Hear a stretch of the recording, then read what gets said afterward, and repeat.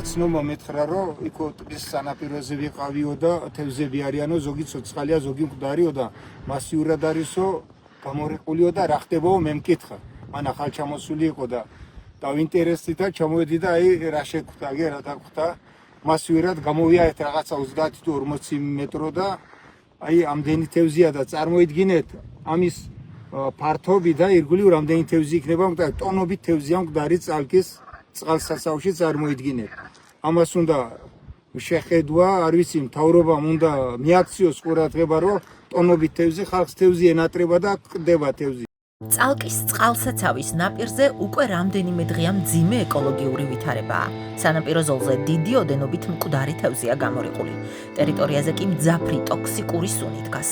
ამ დრომდე უცნობია რამ გამოიწვია თევზების მასობრივი დახოცვა. როგორც სურსათის ეროვნულმა სააგენტომ ჩვენს პარტნიორ Talk to Regions 5 დღის წინ განუცხადა, შემთხვევის ადგილზე ნიმუშები უკვე აღებულია და ლაბორატორიული კვლევის შედეგები უახლოეს დღეებში უნდა გასაჯაროებულიყო. თუმცა დასკვნა ამ დრომდე არ გამოქვეყნებულა და არც ისაა ცნობილი, როდის გვეცოდინება, რატომ დაიხოცა ამდენი თევზი წალკის წყალსაცავზე. აგროგარემო ტივის 13 ივნის ადგილზე გადაღებული ვიდეო მასალა ეკოლოგმა ლევან ზაზაძემ მოაწოდა. ეკოლოგმა ადგილზე შეაფასა ვითარება და გითხრა, რომ ვითარება ყურადღებას და სწრაფ რეაგირებას საჭიროებს, რადგან დახოცილი თევზის ხანგრძლივად ღია სივრცეში დატოვება გარემოსა და ცხოველთა ჯანმრთელობისთვის დამატებითი რისკების მატარებელია. აი პერიმეტრზე რომ გავუყვეთ წყალსაცავის ნახავთ ესე დახოცილ თევზს. დიდი რაოდენობით, აი კადრებში ჩანს ნაპირზე არის გამორიყული დახოცილი თევზი. აი ხედავთ.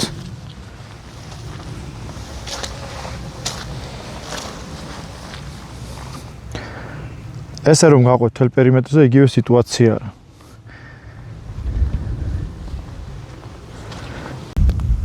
აი აქეთაც რამდენიმე ასეული მეტრი გამოვიარე. სანაპიროზე და იგივე სიტუაცია. კიდევ ხედავთ ამ ნაპირზე დახოცილ თევზს.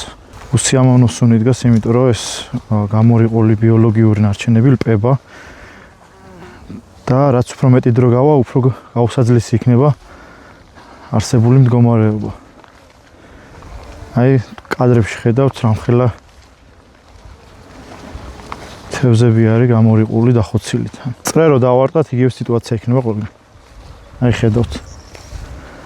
ადგილობრივი მოსახლეობა ითხოვს დახმარებას, რომ ეს მთლიანად რაც გამორიყულია სანაპიროზე ბიოლოგიური ნარჩენები შეგროვებული იყოს და გატანილი ტბის წყალსაცავის ტერიტორიიდან. ამის ვალდებულება გააჩნია წყალსაცავის მფლობელს, მე როგორც ვიცი წყალსაცავის მფლობელი არის ხელისუფლება, ადგილობრივმა ხელისუფლებამ უნდა უზრუნველყოს ამ ბიოლოგიურ ნარჩენების შეგროვება და შემდეგ შესაბამისი მართვა. ყველაზე კარგი ვარიანტი ამ ნარჩენების მართვის იქნება ინსინერატორში დაწვა. საქართველოში არსებობს რამდენიმე ინსინერატორი, შეიძლება ამ ინსინერატორებთან ხელშეკრულება გაფორმდეს, გადაეცეს და შემდეგ დაიწვას შეგროვებული ბიოლოგიური მასა. საკითხს განსხვავებულად აფასებს მონადირეთა და მეთევზეთა ფედერაციის პრეზიდენტი თემურ ტყემალაძე. მისი განმარტებით, ღია გარემოში დარჩენილი მკვდარი თევზი საფრთხეს ძირითადად იმ შემთხვევაში წარმოადგენს, თუ მისი დაღუპვის მიზეზი მოწამვლა ან სხვა ტოქსიკური ფაქტორია. სხვა შემთხვევაში კი ტყემალაძის თქმით, ბუნებრივ ეკოსისტემაში ასეთი ორგანული მასა შესაძლოა ბიომრავალფეროვნებისთვის გარკვეულწილად სასარგებლოც კი აღმოჩნდეს და საკვების წყაროდ იქცეს სხვადასხვა სახეობის ცხოველთა და ფრინველთათვის.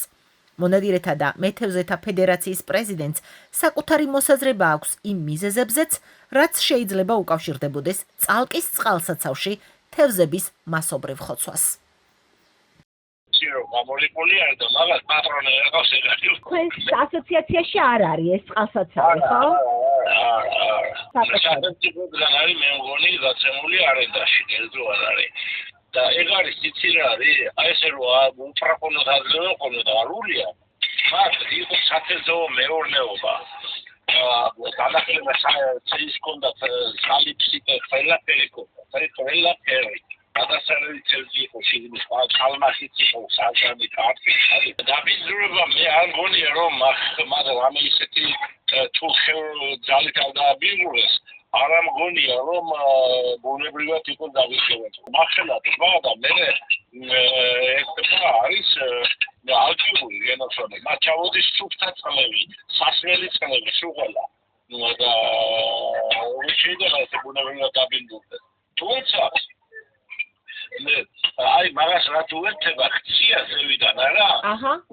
ეს არის გული გაგისტება თელი სელოფლები, რაღაცები, სად არის გარემოდა ვეღლე ჩემ ახალგაზრდობაში მაგყავს საუდის ჩოულები ჩვენ. აჰა. განადიროთ და დავდიოდი.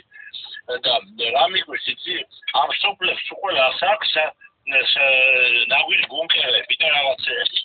მაგრამ ეთქობა იქაურობად პატრონი არ ყავს. რო არავინ ყურადღებას არ აქცევს. დაბინძურები შეიძლება ბევრი რამე იყოს. ეხლა შხამქიმიკატებს უშვებიან ნიადაგში თაგვისთვის, იმისთვის, ამისთვის.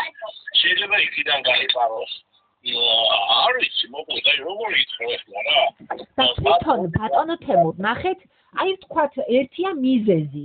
მეორეა უკვე დახოცილი თევზი როა, ასე ღია სივრცეში და დიდგნის ეს ჩიტები და ცხოველები დადიან, იქ ეგ რა ტიპის რისკია კიდე, ეგ ხო მეორე ამბავია.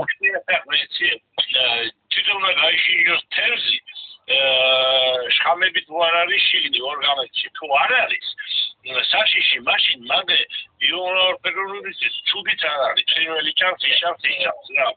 ამას ანალიზები უნდა, ადგილზე დათვალიერება უნდა, რაღაც სერიოზული კომისია უნდა რაღაც. ასე არ ფიქრობს გარემოს დაცვის ყოფილი მინისტრი ნინო ჩხობაძე.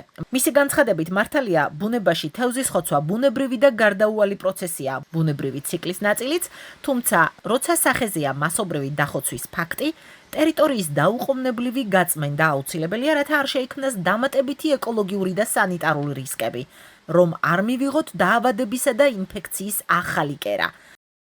პრობლემა არ არის, რა თქმა უნდა, როცა ბუნებაშია და შეხება არ არის საკმნელთან, ან შეხება არ არის ადამიანი. თუ ეს მასიურია, ნებისმიერი დროს არ იყოს დაავადებული. თევზი შეიძლება არ იყოს დაავადებული.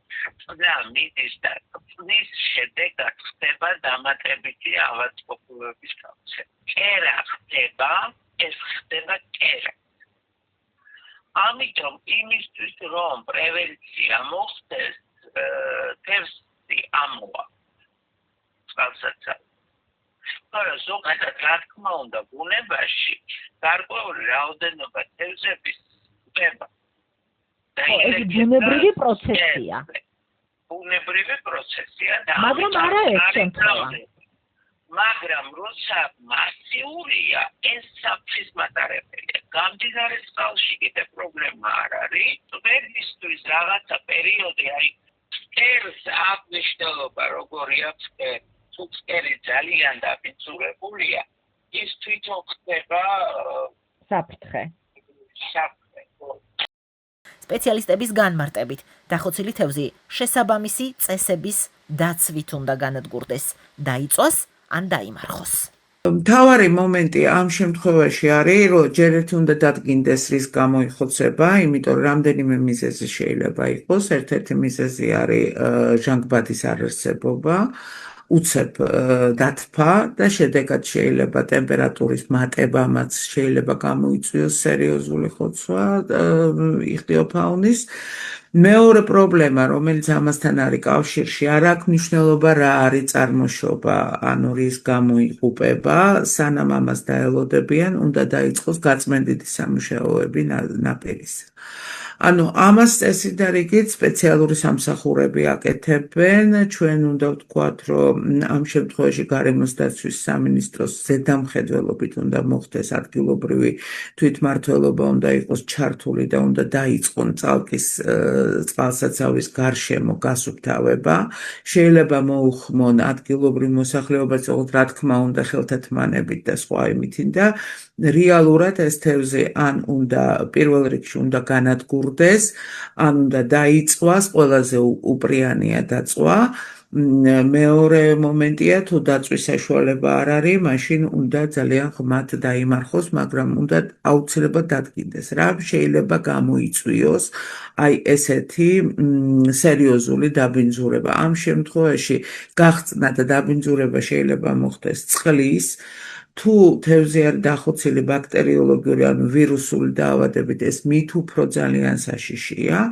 თუ არის დახოცილი ესე ვთქვათ უჟანგბადობის ან მაღალი ტემპერატურების შედეგად, ნებისმიერ სიტუაციაში საშიშია, იმიტომ რომ გახსნა ხდება და ამას ძალიან სერიოზული მუშაობა ჭირდება სახელმწიფოს მხრიდან. პირველ რიგში კიდევ ერთხელ ვამბობ, სახელმწიფოს შეიძლება უნდა იყოს გამოყენებული ადგილობრივი ძალები, ანუ მუნიციპალიტეტი და ზედამხედველობით გარემოს დაცვის და სოფლის მეურნეობის სამინისტროსი უნდა გაიწმინდოს ნაპირები. თუ ეს არ მოხდა, სუნი იდგება საკმაოდ დიდხანს და ჩვენ შეიძლება მივიღოთ სერიოზული პრობლემები უკვე სხვა საქონელთან მიმართებაში, იმიტომ რომ გახსნის ორგანული ნივთიერებების, ანუ ამ შემთხვევაში თევზის გახსნის შედეგად შეიძლება სერიოზული პრობლემები წარმოიშვას ზოგადად და გარდა დაბინძურებისა, ნაპირის დაბინძურებაც და შეიძლება დახოცვაც მოხდეს პირუტყვისა, თუ იქ პირუტყვი დაწყურებაზე არის გაშვებული და არის გაშვებული წყალკაში დაწყურებაზე, ამიტომ ეს საკმაოდ საშიშია და თვითონ მოსახლეობისთვისაც არ არის მიზანშეწონილი. გადამფრენი ფრინველებისთვის პირველ რიგში თვითონ წყალსაცავისთვის, იმიტომ რომ დაბინძურება მიდის წყალსაცავზე. სერიოზული დაბინძურება მიდის. ამიტომ თუ ნაპირები არ გაიწმინდა, ეს არის ერთ-ერთი სერიოზული პრევენციული ღონისძიება, რომელიც არის ჩასატარებელი.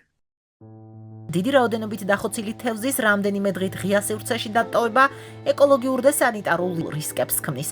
ტყობის პროცესში იზრდება ბაქტერიებისა და სხვა მიკროორგანიზმების გავრცელების საფრთხე, ხოლო თუ თევზების მასობრივი დაღუპვა ინფექციურ მიზეზებს უკავშირდება, დაავადების გამომწვევი აგენტები შესაძლოა სხვა ცხოველებზეც გავრცელდეს. სპეციალისტები დამატებით ყურადღებას ამახვილებენ იმაზეც, რომ ტერიტორიაზე გადაადგილდება საქონელი და უხვად არიან გადამფრენი ფრინველები, რომლებმაც შესაძლოა პათოგენი სხვა ლოკაციაზეც გადაიტანონ. ამასთან ლპობადი ორგანული მასა აუარესებს წყლის ხარისხს, ამცირებს ჟანგბადის შემცველობას და საფრთხეს უქმნის წყალსაცავის სხვა ბინადრებს. მათი შეფასებით მიზეზების დადგენამდე შესაბამისმა სახელმწიფო უწყებებმა და ადგილობრივმა მუნიციპალიტეტმა ტერიტორიის გაწმენდა და ბიოლოგიური ნარჩენების უსაფრთხოდ გატანა უნდა უზრუნველყონ, რათა თავიდან იქნას აცილებული გარემოს შემდგომი დაბინძურება და შესაძლო საფრთხეები როგორც ცხოველებისთვის, ისე ადგილობრივი ეკოსისტემისთვის. როგორც ცხოველებისთვის, ისე ადამიანებისთვის და ადგილობრივი ეკოსისტემისთვის.